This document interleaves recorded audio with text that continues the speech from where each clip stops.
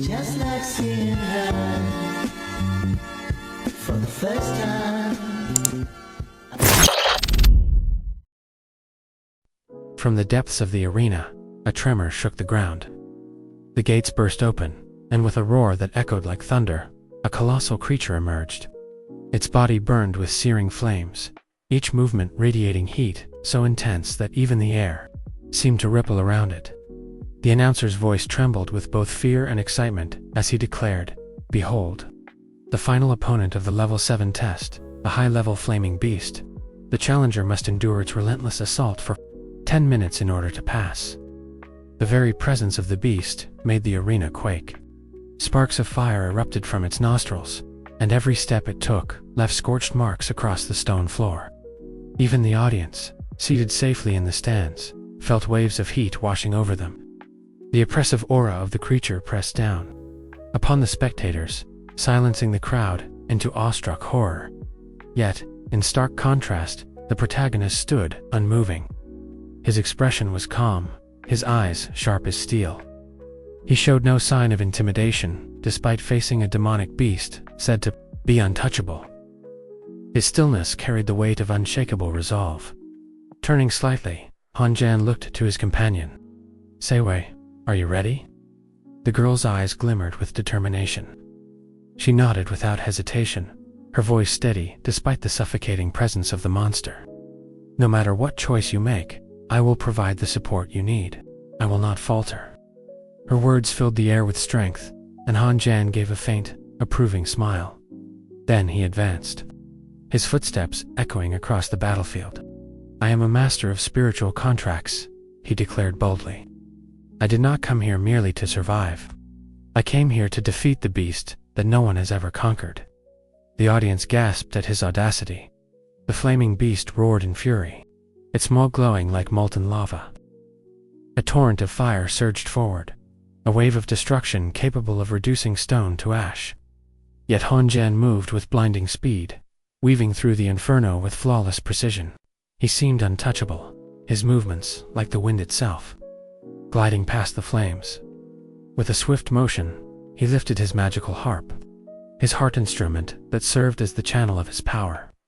Fingers danced across the strings, releasing a resonant melody that grew into a haunting chant. The music filled the arena, reverberating with profound energy. The air itself shimmered under its influence. The crowd was struck silent, overwhelmed by the magnificence of the magic. The notes resonated with a force that touched both body and soul, leaving those who listened deeply affected. Even the leaders and masters, who had seen countless battles, were captivated by the power of his chanting magic. But Hanjan had no time for admiration. His eyes locked firmly on the beast. He had only one goal: to kill it. Shifting his melody, he called forth the power of the wind. The storm gathered in response, first as a breeze, then as a furious gale, until a raging hurricane swirled within the arena. The winds howled and twisted, clashing against the beast's flames. Fire and wind collided, and for the first time, the flaming beast staggered.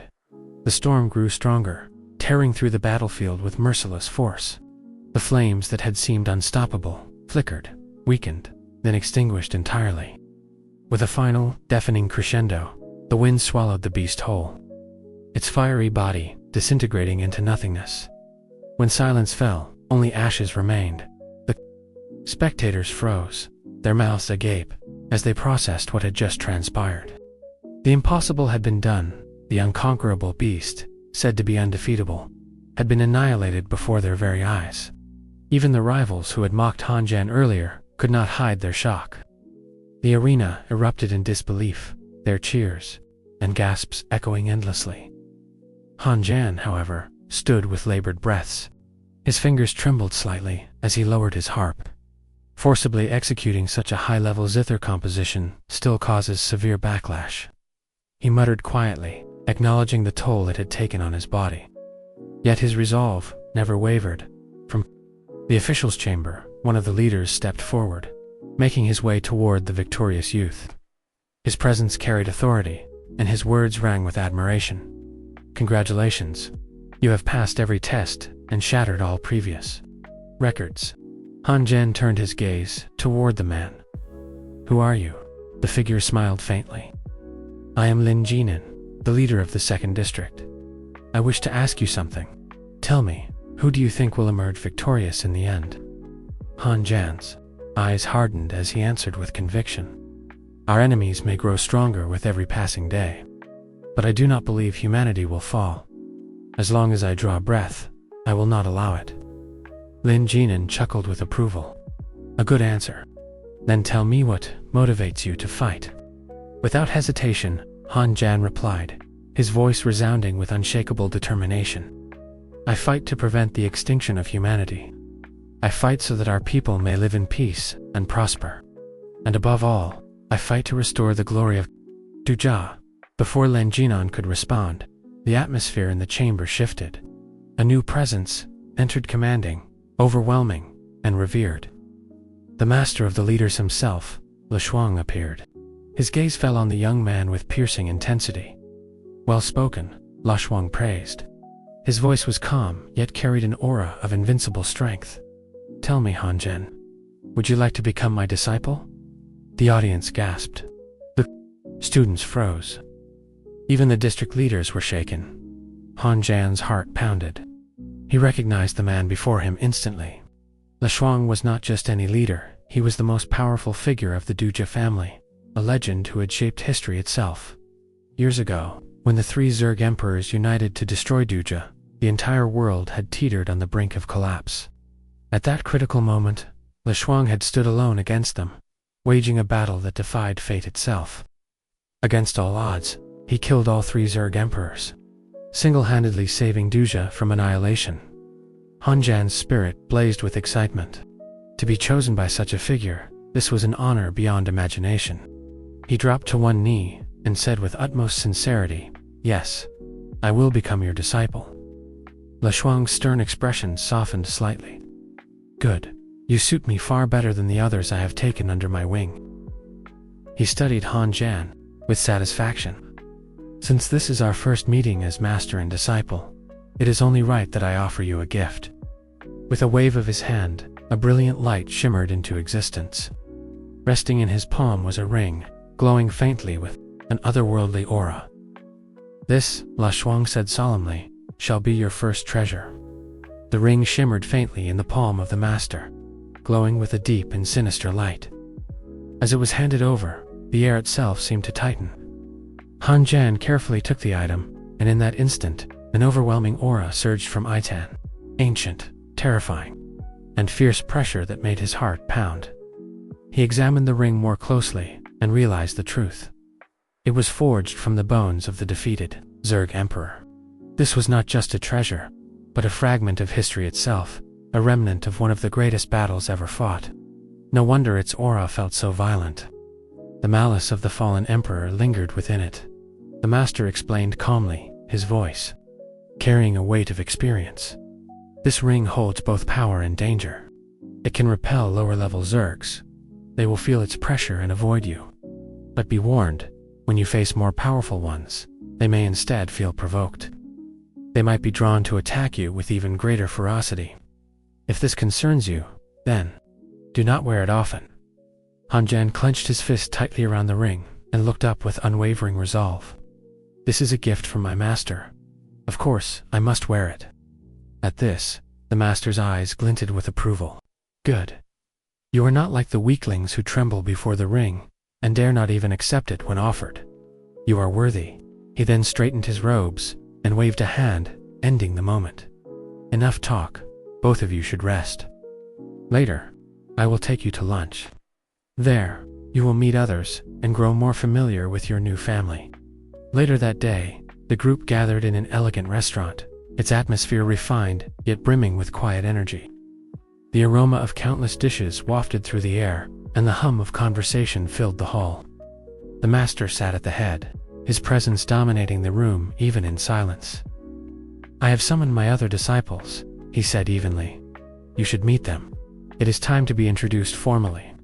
One by one, figures entered the chamber. Lin Jinan formally stepped forward, followed by other heads of the districts. Each exuded their own unique aura, radiating authority and strength. Han Jan and his companion bowed politely. "It is an honor to meet you all."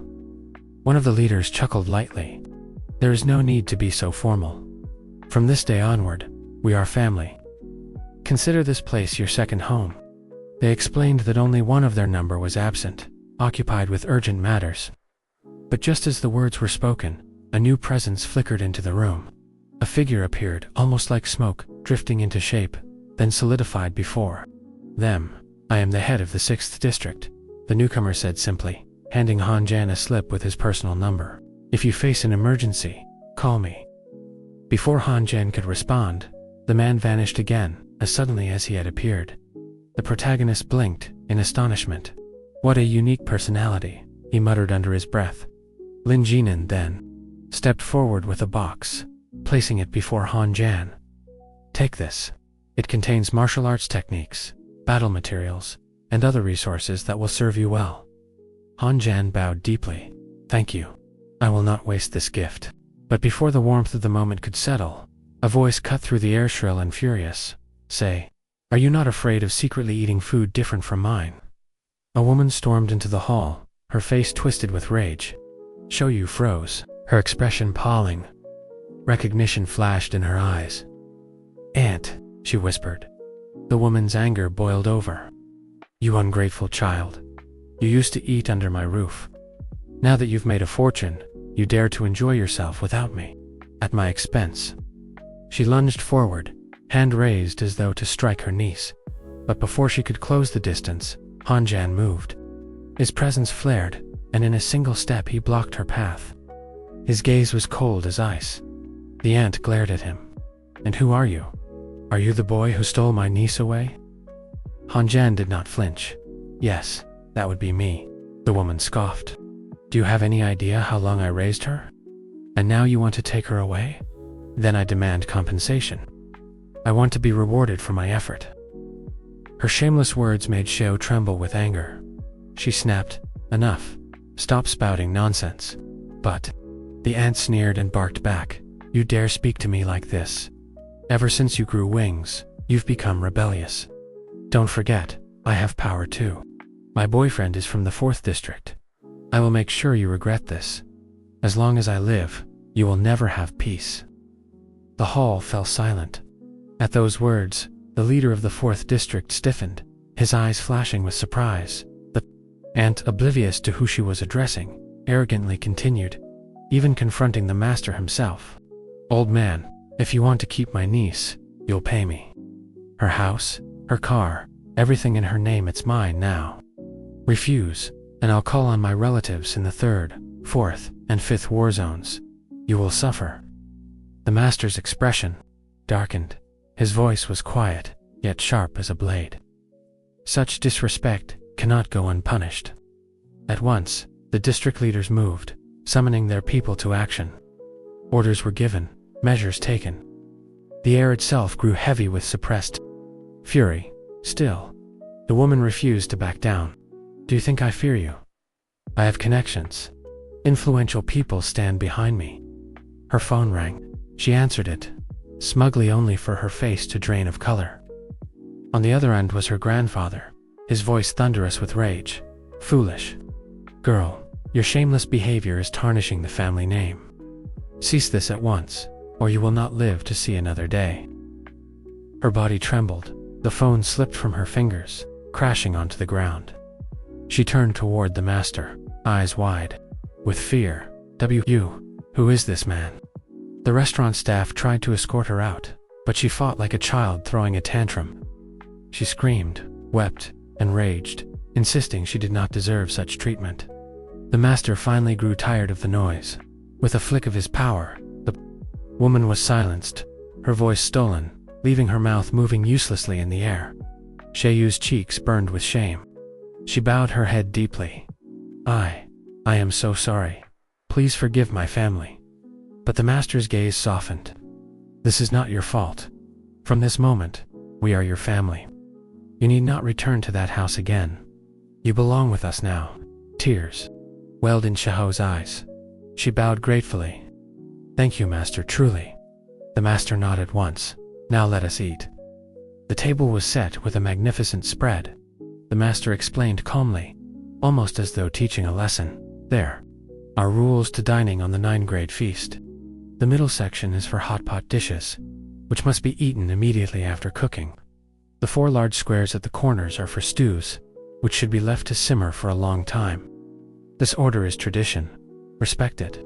As they ate, the master spoke further, his tone thoughtful.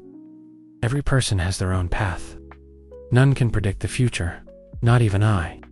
Han Jan silently absorbed these words, reflecting deeply. His gaze lingered on the table, then froze. Something was different. The dishes before him were gone. He turned, and his eyes widened. While they had been speaking, Se had quietly prepared his meal and placed it before him, as a gesture of gratitude. Lin Jinan raised an eyebrow, amusement flickering in his eyes. Tell me, are the 2 of you dating? Both Han Jan and Se flushed crimson, caught completely off guard.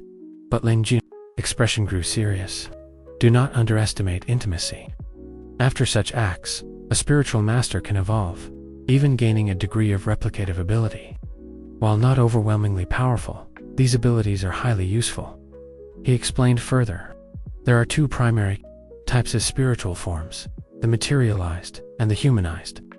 In your case, your companions have taken on humanoid forms, rare and full of potential.